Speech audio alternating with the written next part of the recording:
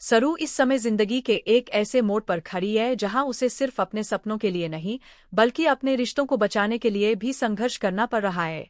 IAS बनने का उसका सपना उसे लगातार आगे बढ़ने के लिए प्रेरित कर रहा है, लेकिन दूसरी तरफ वेद और रजत के बीच बढ़ती दूरियां उसके लिए सबसे बड़ी चुनौती बन चुकी है।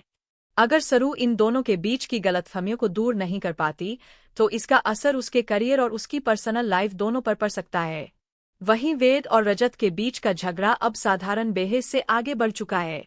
दोनों के बीच का गुस्सा अब खुलकर सामने आ रहा है, जो आने वाले समय में बड़े टकराव का रूप ले सकता है। यह संघर्ष सिर्फ उनके बीच की लड़ाई नहीं है, बल्कि कहानी को एक हाई वोल्टेज ड्रामा की ओर ले जाने वाला अहम हिस्सा बनता जा रहा है। इसी बीच अनिका की एंट्री हालात को और भी जटिल बना देती है। वह अपने नए प्लान्स के साथ कहानी में नई हलचल पैदा करती है।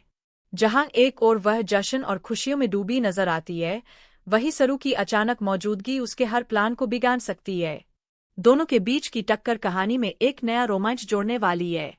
दूसरी तरफ सरू की मां सरोजा की वापसी कहानी को भावनात्मक गहराई देती है। सरोजा का समर्थन सरू को मजबूत बनाता है, लेकिन उर्मिला और अनिका की चालें उसके रास्ते में नई रुकावटें खड़ी करती है। यह देखना दिलचस्प होगा कि सरू इन मुश्किलों का सामना कैसे करती है। सबसे बड़ा ट्विस्ट पूजा के सीन में देखने को मिलेगा, जहां हालात कुछ ऐसे बनेंगे कि सरू और वेद एक दूसरे के करीब आते दिखाई देंगे। भले ही सरू को वहां खुलकर स्वीकार न किया जाए, लेकिन यह पल उनके रिश्ते को नई दिशा देगा और दोनों के बीच की दूरी कम होती नजर आएगी। कुल मिलाकर आने वाला एपिसोड रिश्तों, इमोशंस और साजिशों का जबरदस्त मेल होगा, जहां हर किरदार अपनी अपनी चाल चलने के लिए तैयार है और कहानी और भी ज्यादा दिलचस्प होती चली जाएगी।